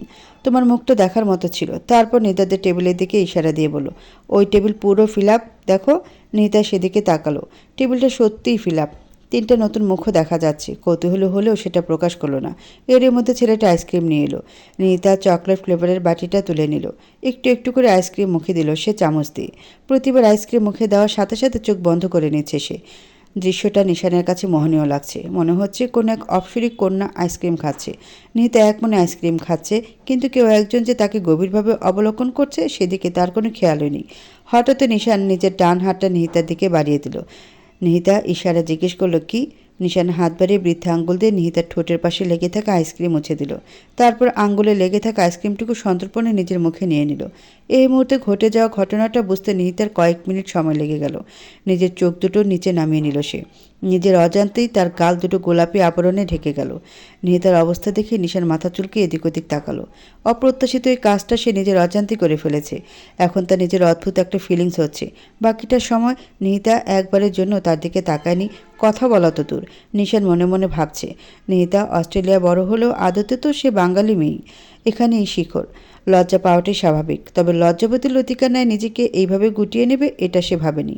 তাছাড়া বিদেশিনীদের তো লজ্জা টজ্জা বরাবরই কম, কিন্তু না, তার নিহপাখি সবার থেকে ব্যতিক্রম। কথাগুলো ভাবতে ভাবতে মুচকি হাসল নিশান। পাশের টেবিলের নিদ্রা, রিদিতা আর রাইমা নিশানের কার্যক্রম দেখে মুচকি মুচকি হাসছে। নিশান তাদের না বললেও তার আচরণে সবটাই বুঝতে পেরেছে তারা। টেবিলে উপস্থিত আরও 2 জোড়া চোখ উৎসুক দৃষ্টিতে নিশানদের টেবিলের দিকে তাকিয়ে রইল। তবে সেখানের এক জোড়া চোখে ফুটে উঠল ক্রোধ। ব্যক্তিটির আগে হাত মুষ্টিবদ্ধ করে নিল। সবার আইসক্রিম খাওয়া মোটামুটি শেষ। নিশান বিল দিতে উঠে গেল। নিহিতারা সবাই বাইরে দাঁড়িয়ে অপেক্ষা করছে নিশানের জন্য। নিশান বিল মিটিয়ে চলে আসলে সবাই হাঁটা শুরু করলো। হঠাৎ নিদ্রা থেমে গেল। নিহিতার উদ্দেশ্যে বলল, নিহিতা চল, তোর সাথে পরিচয় করিয়ে দিই। তারপর সামনের ব্যক্তিকে ইশারা করে বলল, এ হলো সাইফ আর ইনায়া, বড় ফুপির মেয়ে। ইনায়া অনার্স নিয়ে পড়ছে আর সাইফ ভাইয়া নিবিড় ভাইয়ের বয়সী, একটা ব্যাংকে জব করছে। নিহিতা তাদের উদ্দেশ্যে হ্যালো বলল। তারপর নিদ্রা নিহিতার পরিচয় দিল। সাহেব ছেলেটা একটু গায়ে পড়া স্বভাবের মনে হলো নিহিতার। আর ইনায়া মেয়েটা তো ওর সাথে কথাই বলল না। আইসক্রিম পার্লার থেকে বের হওয়ার পর থেকেই দেখে যাচ্ছে মেয়েটা কেমন যেন রেগে রেগে তাকাচ্ছে তার দিকে। 2 ভাই বোন 2 মেরুর। নিহিতা বিষয়টিতে তেমন একটা নজর দিল না, আপন মনে হাঁটতে লাগলো। ইনায়া হঠাৎ করে নিশানের হাত ধরে ফেলল। ন্যাকামো সুরে বলল, শোনো না, ওরা সবাই বাসায় চলে যাক, আমরা দুজন কোথাও ঘুরে আসি। নিশান হাতটা ছাড়িয়ে নিল, বলল, এইগুলো কীরকম সম্বোধন ইনায়া? তোকে না একদিন বলেছি আমাকে ভাইয়া বলে ডাকতে, আর এখন কিসের বেড়াতে যাওয়া? আজানের আর মাত্র 10-15 মিনিট বাকি আছে। নিশানের কথায় দমল না ইনায়া। বলল, এভাবে বলছো কেন? ঘুরতে গেলে কি হয় শুনি? নিশানের মেজাজ বিগড়ে গেল এবার। বলল, বড় ফুপা তোকে আদর দিয়ে দিয়ে মাথায় তুলে ফেলছে। তোর এত যাওয়ার ইচ্ছা থাকলে সাইফকে নিয়ে যা, আর লাস্ট ওয়ার্নিং দিচ্ছি, এরপর থেকে যেন তোর মুখে ভাইয়া ডাকতেই শুনি। তখন নিদ্রা ইশারা দিতেই রাইমা এগিয়ে গেল তাদের দিকে। রাইমা বলল, ইনায়া আপু, তোমাকে কিছু দেখানোর আছে আমার। কথাটা বলে টেনে নিয়ে গেল ইনায়াকে। নিশান এবার কিছুটা পিছিয়ে গেল। কৈফিয়ত দেওয়ার মতো করে নিহিতার উদ্দেশ্যে বলল, ইনা একটু গায়ে পড়া টাইপের। আমি আগেও অনেকবার ওকে মানা করেছি আমাকে এইভাবে সম্বোধন করার জন্য, কিন্তু ও শুনতেই চায় না। আমাকে বলছেন কেন? আমি কি জানতে চেয়েছি আপনার কাছে? আজব। কথাগুলো বলে দ্রুত পায়ে সামনের দিকে এগিয়ে গেল নিহিতা। নিহিতার এমন রূঢ় আচরণে হতভম্ব হয়ে গেল নিশান। বোকার মতো নিহিতার দিকে তাকিয়ে রইল সে। সন্ধ্যা তারা সামনে এসে দাঁড়ালো নিহিতা। নিদ্রাদের থেকে বিদায় নিতে চাইলে নিদ্রা বলল, বড় ফুপির সাথে দেখা করবে নিহিতা? আমি শুনেছি খালা মায়ের সমান হয়। তাছাড়া বড় ফুপি অসুস্থ, দেখা করবে তার সাথে? উত্তরের অপেক্ষায় তার দিকে তাকিয়ে রইল নিদ্রা। নিহিতা কিছু বলছে না দেখে নিরাশ হয়ে চৌধুরী নিবাসে ঢুকে গেল সে। তার পিছু পিছু বাকিরাও। নিশান কিছু বলতে চেয়েও বলল না। এই বিষয়ে নিহিতাকে কিছুই বলল না সে, বলতে চায়ও না। চুপচাপ বাড়ির ভিতরে চলে গেল সে। চৌধুরী নিবাসের ভিতর থেকে চেঁচানোর আওয়াজ ভেসে আসছে। রেখা চৌধুরী হঠাৎ করে হাইপার হয়ে গেছেন। জিনিসপত্র ছোড়াছুড়ি করছেন তিনি। কাউকে ছাড়বো না আমি, কাউকে না, কাউকে ছাড়বো না আমি। সবাই মিথ্যেবাদী, সবাই। কথাগুলো বলতে বলতে একটা কাঁচের গ্লাস ছুঁড়ে মারলেন তিনি। তখনই সেখানে নিহিতা এসে দাঁড়ালো। সামনের মধ্যবয়সী মহিলার এমন অবস্থা দেখে থমকে দাঁড়ালো সে। হঠাৎ করে মহিলাটি তার সামনের দিকে এগিয়ে আসতে শুরু করলেন। তারপর নিহিতার সামনে এসে দাঁড়ালেন তিনি। চৌধুরী নিবাসের সবাই নিহিতাকে এখানে দেখে হতবাক হয়ে তাকিয়ে রইল। তারা নিহিতাকে এই মুহূর্তে এখানে আশা করেনি। নিহিতা সামনের মহিলার দিকে তাকিয়ে আছে। উস্কো খুস্কো চুল, শরীরটা পুরো ভেঙে পড়েছে। চোখের নিচে মোটা ডার্ক সার্কেল, মুখে ভাঁজ পড়ে আছে। নিহিতা তার চোখের দিকে তাকালো। চোখটা হালকা লাল, দেখে মনে হচ্ছে কোনো এক জনম দুঃখিনীর চোখ। ওই চোখ দুটোতে লুকিয়ে আছে হাজারো বেদনা অব্যক্ত বলি। নিহিতার ভাবনার মাঝে মহিলাটি নিহিতার ডান হাতের কবজি নিচে শক্ত করে চেপে ধরলেন। বলতে শুরু করলেন, এসেছে, এসেছে, সে ফিরে এসেছে। আমি বলেছিলাম না সে বেঁচে আছে? ফিরে এসেছে, সে ফিরে এসেছে। এক কথাকে কয়েকবার রিপিট করে বলছেন তিনি। ঠিক তখনই একজন মধ্যবয়স্ক লোক এসে নিহিতার হাতটা ছোটানোর চেষ্টা করলেন, কিন্তু তিনি ছাড়লেন না। আরও শক্ত করে চেপে ধরলেন নিহিতার হাত। হঠাৎ নিহিতার হাত ছেড়ে দিলেন তিনি। তাকে জড়িয়ে ধরে কান্না শুরু করে দিলেন। বলতে লাগলেন, কোথায় চলে গিয়েছিলিস তুই? বল, কেন চলে গেলি? আমি পারিনি, আমি পারিনি তোকে। ঠিক সেই মুহূর্তে মধ্যবয়স্ক লোকটা একটা ইঞ্জেকশন ইনজেক্ট করে দিলেন তার হাতে। মহিলার কথাগুলো ফুরিয়ে এলো। ধীরে ধীরে চোখ বন্ধ করে নিলেন তিনি। লোকটার গায়ে লুটিয়ে পড়লেন। নিশান তড়িঘড়ি করে নিহিতাকে আগলে নিল, তাকে সোফায় নিয়ে বসালো। শালিনী বেগম এক গ্লাস জল এনে দিলেন। নিহিতা সেটা খেতে না চাইলে তিনি ধমকে খাওয়ালেন। শিফা চৌধুরী ফার্স্ট এড বক্স এনে নিহিতার হাতে মলম লাগিয়ে দিলেন। আরাব চৌধুরী নিহিতার পাশে এসে বসলেন। তার মাথায় হাত বুলিয়ে দিয়ে বলে উঠলেন, আমি খুশি হয়েছি তুই এখানে এসেছিস দেখে। এই যে মানসিক ভারসাম্যহীন যাকে দেখলি, সে আমার বড় মেয়ে রেখা চৌধুরী, তোর বড় খালা। কি ভাগ্য আমার, তাই না? এক মেয়ে এতগুলো বছর ধরে পাগল, আর আরেক মেয়ে আল্লাহর মেহমান হয়ে গেছে। কথাগুলো বলতে বলতে চোখের জল ছেড়ে দিলেন তিনি। আবারও বলে উঠলেন, আমাকে শেষ একটা সুযোগ দেন আনু ভাই প্লিজ, আমি নিজের ভুল শুধরে নিব। আমি আরব চৌধুরীকে আর কিছু বলতে দিল না সে। আলতো করে জড়িয়ে ধরল সে। তারপর সামনের মানুষগুলোর দিকে তাকালো সে। মনে মনে ভাবল, কাকে সন্দেহ করবে সে? কে তার খাবারে স্নো পয়জন মিশিয়ে দিয়েছিল? এই বাড়ির প্রতিটি মানুষই অতিরিক্ত ভালো মানুষই দেখাচ্ছে তার সাথে। তবে কাজটা যেই করে থাকুক না কেন, এর শেষ সে দেখেই ছাড়বে। কিছুক্ষণ পর আরব চৌধুরী থেকে নিজেকে ছাড়িয়ে নিল সে। ততক্ষণে মাগরিবের আজান শুরু হয়ে গেছে। নিতা কিছু বলল না, চুপচাপ চৌধুরী নিবাস থেকে বেরিয়ে গেল।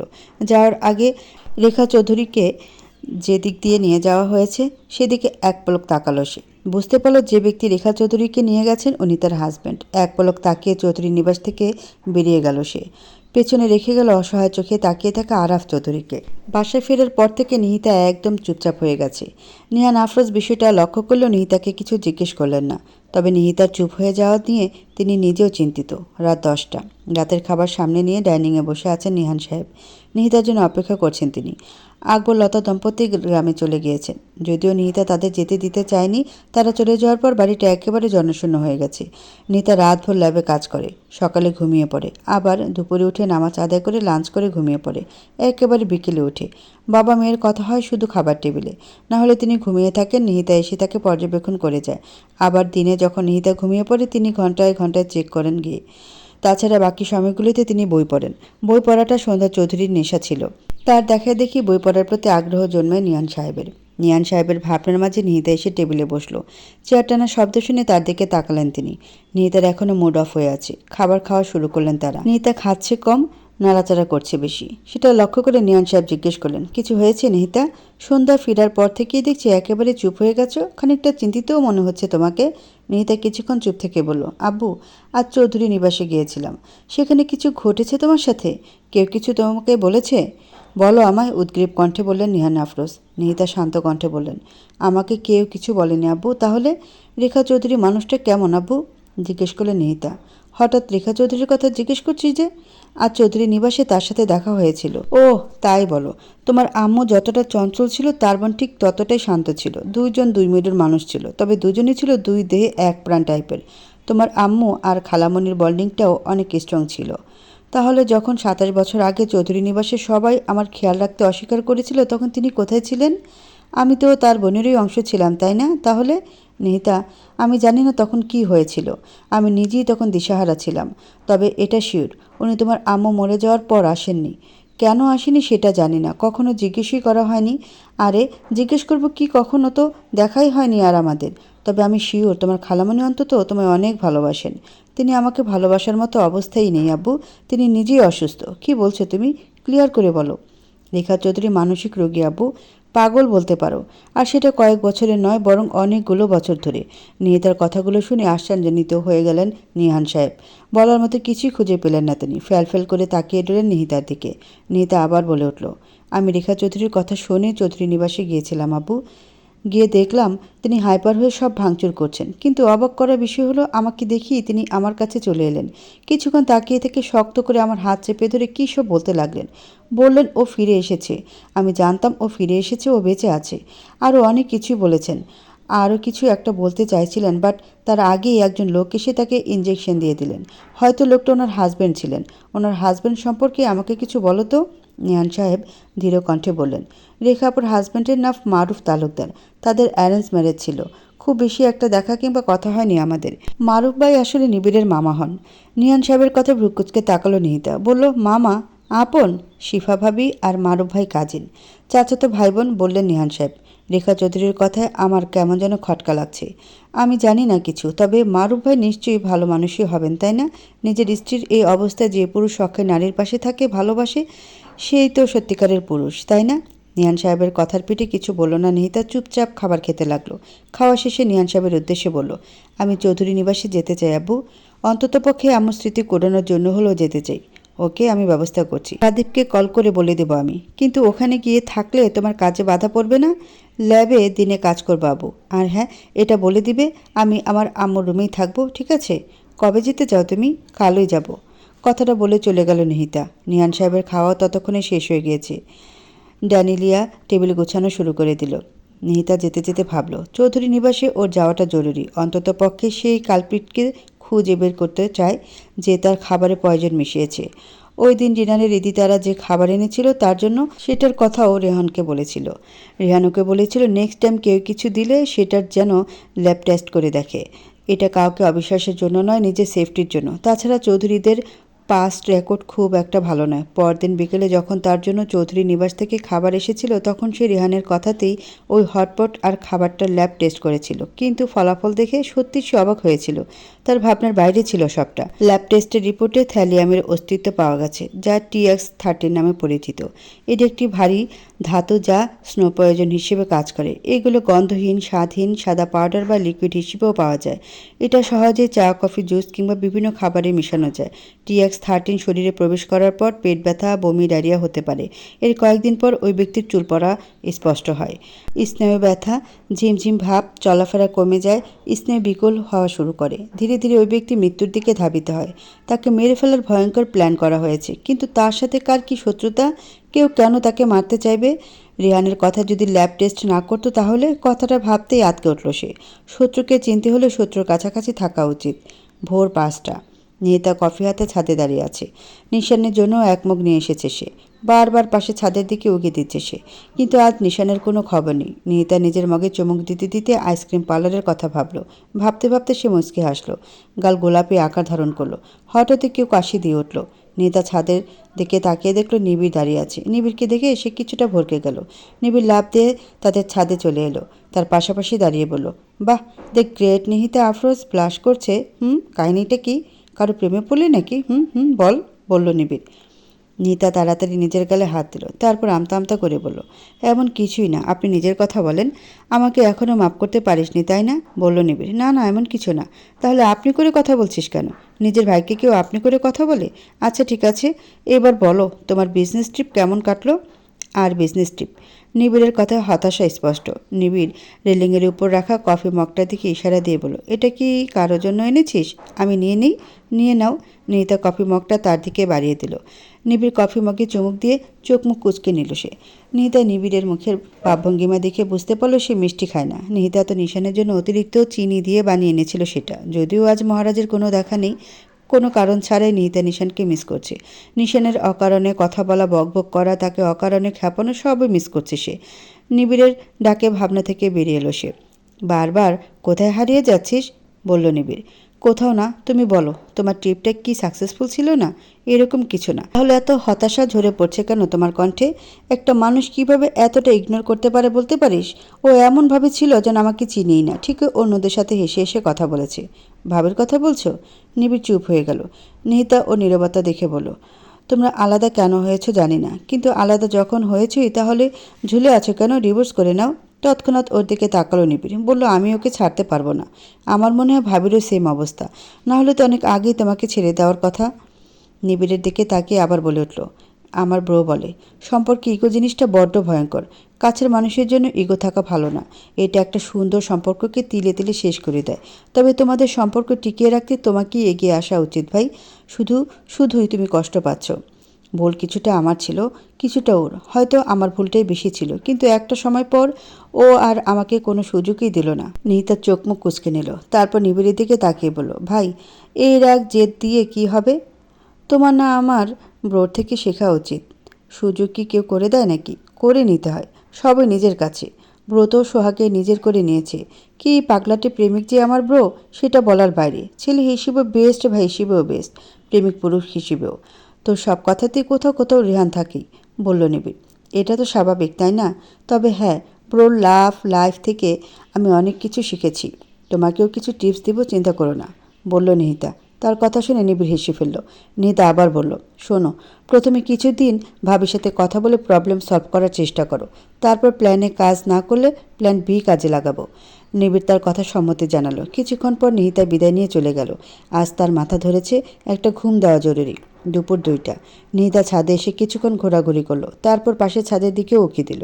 কাউকে না দেখে নিরাশ হলো সে। তখন একটা কণ্ঠস্বর ভেসে আসলো, আমাকে মিস করেছিলে নিহু পাখি? পিছন ফিরে নিশানকে দেখে মুচকে হাসল সে। পরক্ষণে নাক ফুলিয়ে প্রশ্ন করলো, নিহু পাখি আবার কি? হ্যাঁ, আমার নাম নিহিতা আফরোজ। নিহিতা বলেই ডাকবেন। আমার মুখ আমার ইচ্ছা, যা খুশি ডাকবো, তাতে তোমার কি? আপনি আসলে একটা অসহ্যকর মানুষ। বললে না যে এই অসহ্যকর মানুষটাকে মিস করেছিলে কি না? আমি কেন মিস করতে যাব কাউকে? আমার কি আর কোনো কাজ নেই ভাই? এই খবরদার বলছি, তুমি আমাকে ভাই বলে ডাকবে না। কথাটা বলেই তাদের ছাদে লাফ দিয়ে চলে এলো নিশান। তার দিকে একটা পেয়ারা বাড়িয়ে দিল। নিহিতা সেটা নিয়ে নিল। সেটাতে এক বাইট দিয়ে জিজ্ঞেস করলো, কেন? আমি ভাই ডাকলে কি আপনার গায়ে ফোস্কা পড়ে? হ্যাঁ পড়ে। সেটা যদি তুমি বুঝতে তাহলেই হতো, বলল নিশান। নিশানের কথা শুনে এদিক ওদিক তাকালো নিহিতা। টপিক চেঞ্জ করে বলল, ওয়াও, পেয়ারাটা তো অনেক মিষ্টি। আমিও কিন্তু অনেক মিষ্টি। দুষ্টু হেসে কথাটা বলল নিশান। চোখ পাকিয়ে তাকালো নিহিতা। নিশান নিজের কান ধরে বলল, আচ্ছা বাবা সরি, আর উল্টাপাল্টা কিছু বলবো না। তারপর একটু সিরিয়াস হয়ে জিজ্ঞেস করলো, তুমি কি সত্যি আজ আমাদের ওখানে থাকবে? আপনাকে কে বলল? আব্বু আজ সকালে সবাইকে কথাটা বলেছে। নিহান আঙ্কেল নাকি তাকে কল করে বলেছেন। যাবো আমি, থাকবো কয়েকদিন। কেন, কোনো সমস্যা? তুমি কি আমার জন্য আসতেছ? আরে না, এটা তো এই জীবনে হওয়ার নয়। তাহলে কার জন্য? বড় ফুপির জন্য? আমি আপনার জন্য কেন যাব? আমার মনে হয় না তুমি এতটাও বোকা যে বুঝতে পারছো না, বলল নিশান। নিশানের কথাটা আসলেই সত্য। নিহিতা তো আর কিশোরী নয়, যথেষ্ট ম্যাচিউর। তাছাড়া এই বয়সে এসে এই ম্যাচুরিটিটা ঠিক যায় না। মেয়েরা সাধারণত ষোড়শী কন্যায় পরিণত হওয়ার পর থেকে হয়তো ধীরে ধীরে ম্যাচিউর হতে শিখে যায়। সেখানে নিহিতা ২৭ বছরের পরিণত একটা মেয়ে। নিশানের চোখের ভাষা না বোঝার কোনো কারণ নেই। তারপরে সবটা এড়িয়ে যায় সে। এমনটা নয় যে নিশানকে তার অপছন্দ। হাসি খুশি একটা মানুষ সে, যার উপস্থিতিতে সবসময় চারপাশ আনন্দে মেতে থাকে। কিন্তু নিহিতার যে এখন আবেগে ঘা ভাসিয়ে দেওয়ার মতো সময় নেই। ওর উপর অনেক দায়িত্ব।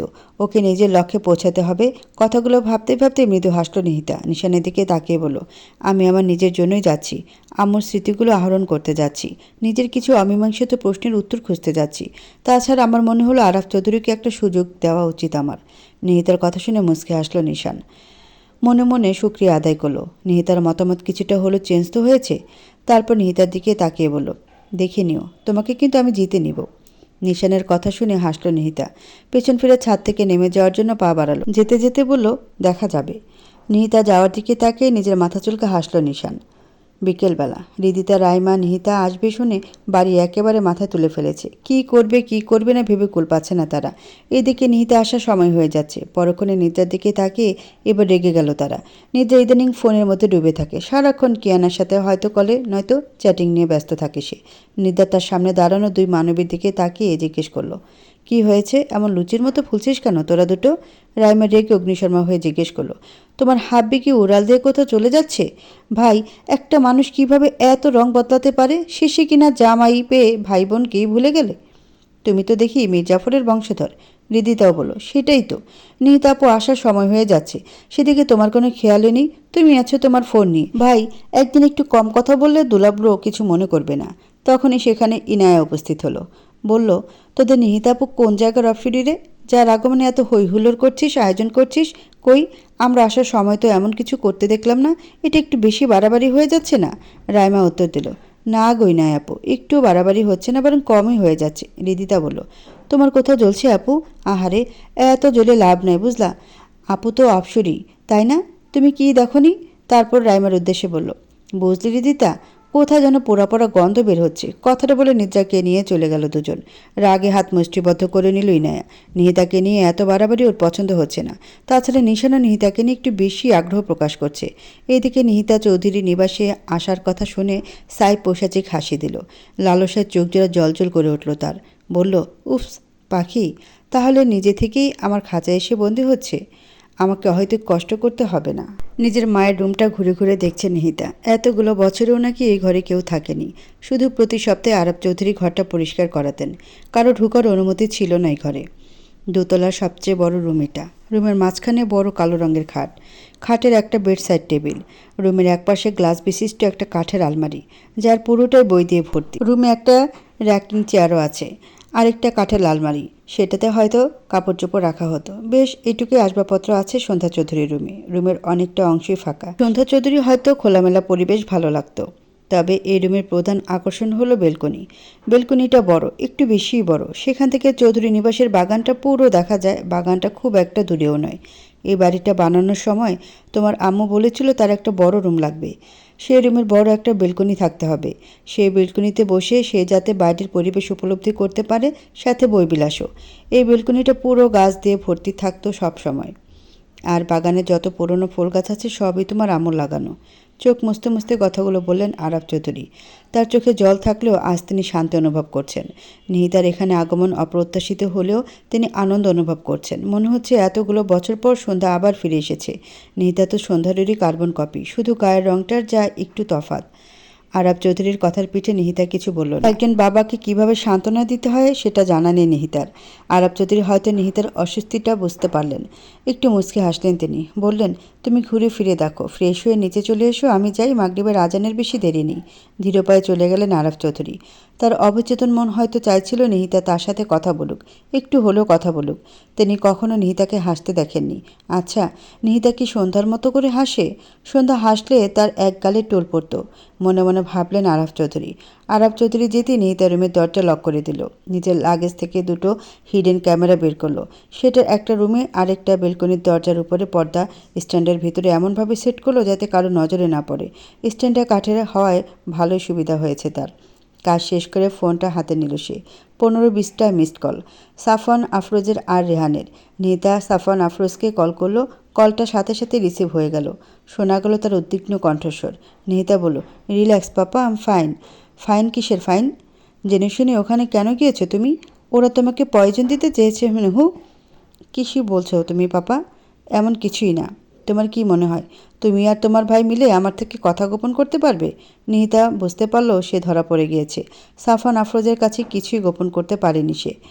এই রেহানকে তো সে দেখে নেবে। আই এম সরি পাপা, বলল নিহিতা। সাফওয়ান আফরোজ গম্ভীর কণ্ঠে বললেন, সন্ধ্যা তারে ফিরে যাও নিহিতা। পাপা, তুমিই তো বলো, শত্রু সম্পর্কে জানতে হলে তার কাছাকাছি থাকতে হয়, তাদের জানতে হয়, বুঝতে হয়, তারপর নিজের চাল চালতে হয়। আর এখানে তো অদৃশ্য শত্রু পাপা। আমার তাকে খুঁজে বের করতে হবে। তবে তুমি টেনশন করো না পাপা, আমি ঠিক আছি। আমি নিজের যথেষ্ট খেয়াল রাখবো, প্রমিস। তোমাকে নিয়ে আমি কোনো রিস্ক নিতে চাই না নিহিতা। নিজের প্রমিসটা যেন সবসময় মনে থাকে। সাফওয়ান আফরোজ কিছুক্ষণ চুপ থেকে বললেন, রবার্ট সম্পর্কিত আর কোনো ভিডিও কল কিংবা মেসেজ এসেছিল তোমার কাছে? না পাপা। তোমরা কোনো ক্লু খুঁজে পেলে? রবার্টকে ওরা খুবই নির্মমভাবে অত্যাচার করছে পাপা। বলতে বলতে গলাটা কেঁপে উঠল নিহিতার। নো, তবে আমরা সর্বোচ্চ চেষ্টা করে যাচ্ছি। আর আমিও ফিওনাদের সাথেও কথা বলেছি।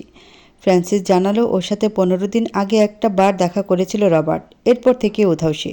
আমি তাদের এই মুহূর্তে বিডিতে যেতে মানা করেছি। বলা তো যায় না কোথায় কোন বিপদ ফাঁদ পেতে আছে। তুমি খুব সাবধানে থাকবে নিহিতা, বাড়ির বাইরে একদমই যাবে না। আমি শিওর ওরা তোমার উপর নজর রাখছে। তুমিও নিজের খেয়াল রাখবে পাপা।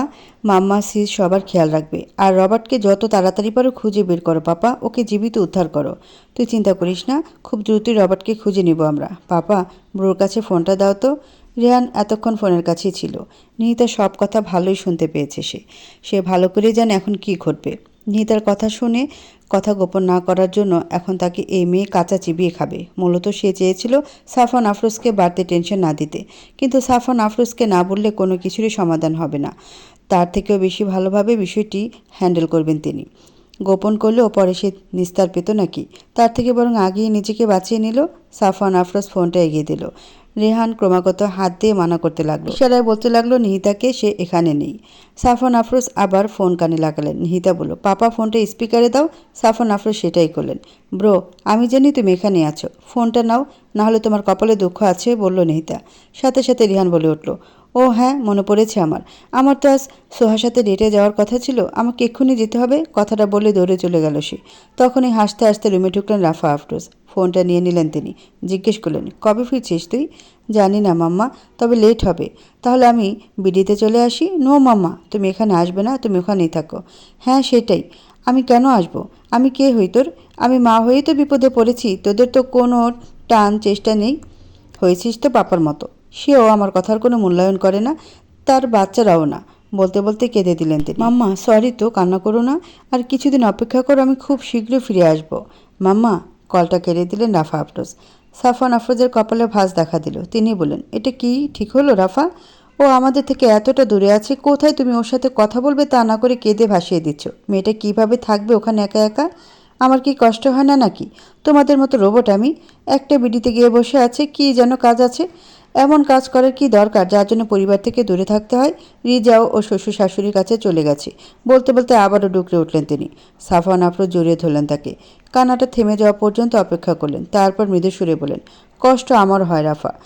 রিহান আর রিজা থেকে বেশি প্রায়োরিটি দিয়েছি আমি নিহিতাকে। কিন্তু এই দূরত্বটা সাময়িক সময়ের জন্য। আমাদের মেয়েটা দেশের জন্য কাজ করছে, অনেকগুলো মানুষের জীবন মৃত্যু জড়িয়ে আছে তার সাথে। এখন পিছু হটলে চলবে না, নিজেকে শক্ত করে নাও। নিহিতার সাথে কথা বলার সময় আর কখনো কান্না করবে না, ওর সামনে কখনই নিজের ইমোশন প্রকাশ করবে না।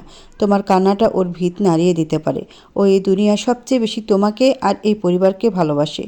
আমরাই তো ওর মূল শক্তি, তাই না? রাফা আফরোজ মাথা নাড়িয়ে সায় দিলেন। নিহিতার সাথে এইভাবে কথা বলা উচিত হয়নি তার। সে তো জানে মেয়েটা তাকে কতটা ভালোবাসে। ফোনটা হাতে নিলেন তিনি। কল করার জন্য উদ্যত হলেই ফোনটা নিয়ে নিলেন তিনি। বললেন, আগে নিজেকে স্বাভাবিক করে নাও, তোমার গলা এখনও কাঁপছে। আধা ঘন্টা সময় নিয়ে ওকে কল করো। রাফা আফরোজ মাথা নাড়িয়ে সম্মতি জানালেন। ফোনটা কেটে যাওয়ার পরও ফোনটা হাত থেকে রাখল না সে বুঝতে পারল রাফা আফরোজ কষ্ট পাচ্ছেন, কিন্তু তার যে কিছুই করার নেই। সে তাকে এখানে আসার কথা বলতে পারে না, কিছুতেই না। রাফা আফরোজের কিছু হলে সেটা যে সহ্য করতে পারবে না, কল করতে গিয়েও করল না সে। সাফওয়ান আফরোজ নিশ্চয়ই তাকে সামলে নেবে। এখন কল দিলে আরও কান্না করবেন তিনি।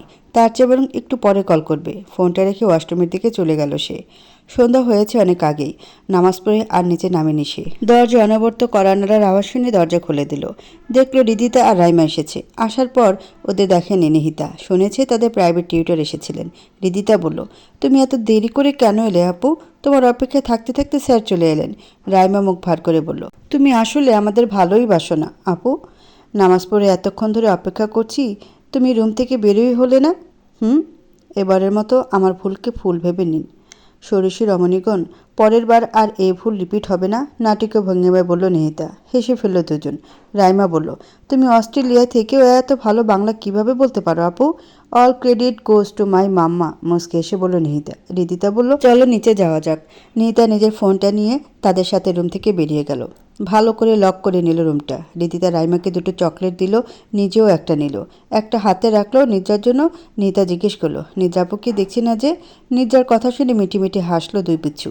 রিদিতা বলল, আপু দোলাবুড়োর সাথে প্রেমালাপে ব্যস্ত। ডাকবো? না থাক, ডিস্টার্ব করার দরকার নেই। চলো নিচে যাওয়া যাক, বলল নিহিতা। নিচে যেতে যেতে ইনায়ের উচ্চস্বরে বলা কিছু কথা ভেসে আসলো তার কানে। মেয়েটা তাকে নিয়েই কথা বলছে। মেয়েটা তার ছোট হলেও কেমন যেন অভদ্র ন্যায় ব্যবহার করে তার সাথে। সিঁড়ি বেয়ে নামতে নামতে বিষয়টা তার কাছে স্পষ্ট হয়ে গেল। এটা তুমি কি করে করতে পারো নানু ভাই? উড়ে এসে জুড়ে বসা ওই মেয়েটার জন্য তুমি আমাকে অবজ্ঞা করলে? তুমি জানতে ওই রুমটা আমার বরাবরই পছন্দ। কতবার তোমাকে রিকোয়েস্ট করলাম, তবুও তুমি পারমিশন দিলে না। আর ওই মেয়েটা আসতে না আসতেই ওকে ওই রুমে থাকতে দিয়ে দিলে। নিহিতা এসেছে শুনে বাড়ির প্রত্যেক সদস্য আজ বাড়িতে উপস্থিত। সকলে এই মুহূর্তে ড্রয়িং রুমে অবস্থান করছে। ইনার এমন তর্ক দেখে সবাই যার পরনে বিরক্ত। আরব চৌধুরী এখন চুপ হয়ে গেছেন। এতক্ষণ এত কিছু বলার পরও যদি কেউ না বুঝতে চায় তাহলে তার কিছু করার নেই। রাদীপ চৌধুরী কিছু বলতে নিবেন, তখনই ভেসে আসলো নিহিতার কঠোর কণ্ঠস্বর। আমি উড়ে এসে জুড়ে বসা কোনো উচ্ছিষ্ট নই মিস ইনা। যে রুমটার কথা তুমি বলছো ওটা আমার আম্মুর, তাই ওই রুমে থাকার অধিকার একমাত্র আমার। তুমি বরং উড়ে এসে জুড়ে বসতে চাইছো, অনধিকার চর্চা করতে চাইছো। আঙ্গুল তুলে কিছু বলতে নিল ইনায়া, কিন্তু তাকে থামিয়ে দিল নিহিতা। আমার বলা এখনও শেষ হয়নি। এই বাড়িতে তোমার যতটুকু অধিকার আছে আমারও সমান অধিকার আছে, বরং আমার একটু বেশি অধিকার আছে। সেটা এই বাড়ির বড়দের থেকে জেনে নিও। আর হ্যাঁ, আমার সাথে আঙ্গুল উঁচিয়ে একদম কথা বলবে না। নেক্সট টাইম তোমার এই আঙ্গুলটা আর অক্ষত থাকবে না। আমি প্রচণ্ড জেদি, বেয়াদব আর একরোখা একটা মেয়ে মিস ইনায়া। আমার সাথে বেয়াদবির ফল ভীষণ ভয়ঙ্কর হবে। আমার কথাগুলোকে ফাঁকা বলি মনে করো না। এটা তোমার জন্য ফার্স্ট অ্যান্ড লাস্ট ওয়ার্নিং। কথাটা বলি তাকে ধাক্কা দিয়ে সামনে থেকে সরিয়ে সোফার দিকে এগিয়ে গেল নিহিতা। অপমানে মুখ থমথমে হয়ে রইল ইনায়ার। রাগে হাত মুষ্টিবদ্ধ করে নিল। দেখল তিনি চুপ করে আছেন, তবে তার হাত মুষ্টিবদ্ধ করে রেখেছেন। ড্রয়িং রুমে উপস্থিত প্রত্যেকটা মানুষের দিকে তাকালো ইনায়া। সকলকে চুপ থাকতে দেখে ধূপধাপ পা ফেলে উপরে চলে গেল ইনায়া। তার পিছু পিছু মারুফ সাহেবও উঠে চলে গেলেন। রিদিতার রাইমা ঠোঁট চেপে হাসল। রাইমা ফিসফিস করে রিদিতাকে বলল, ঠিক হয়েছে নেকুবতী, এখানে এলেই সবাইকে নাকে দড়ি দিয়ে ঘোরায়, বড়দেরকেও মান্য করে না। আসছিল নিহিতা আপুর সাথে লাগতে, আপু একেবারে মুখ সেলাই করে দিয়েছে, পেতনি একটা। আরও এক চোট হেসে দিল দুজন। তখনই হাতে তালি দিয়ে উঠল নিশান। বলল, বাহ বাহ, কি চমৎকার ডায়লগ। এটা কোন মুভি থেকে কপি করেছো সেটা নাম বলো তো। আচ্ছা, মুভিটা কি দেশি নাকি বিদেশি? নিশানের কথা শুনে তার দিকে চোখ পাকে তাকালো। নিশানের কথা শুনে সকলে একযোগে হেসে উঠল। নিবিড় মেয়েকে ধমক দিয়ে বলল, দিন দিন বড্ড বেয়াদব হচ্ছিস তুই।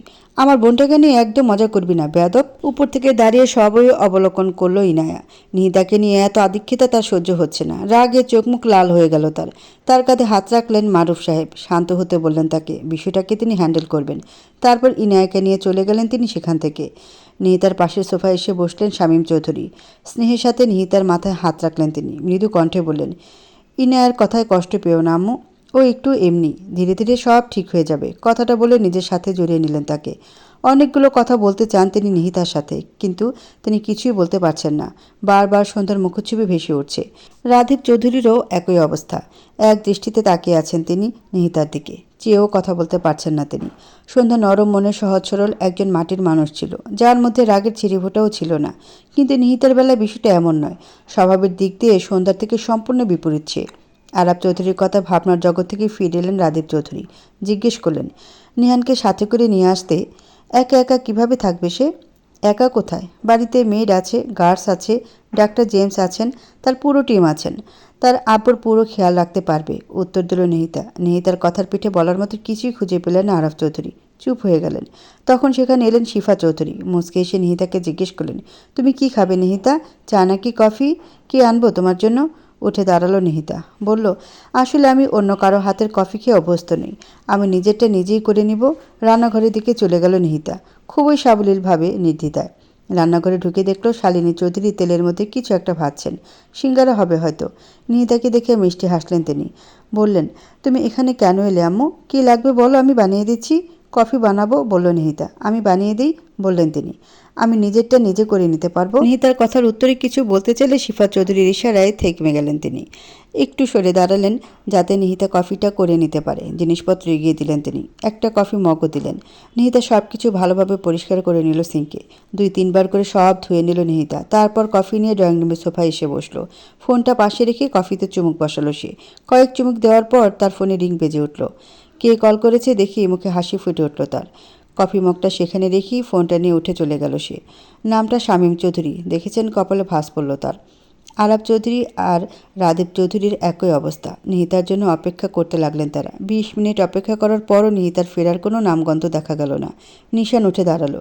নিহিতা রেখে যাওয়া কফি মগটা তুলে নিল সে। নিবিড় সূক্ষ্ম দৃষ্টিতে তাকিয়ে রইল। নিবিড়ের তাকানো দেখে বলল, নিহিতা তো কফিটা খেলেই না, ঠান্ডা হয়ে গেছে।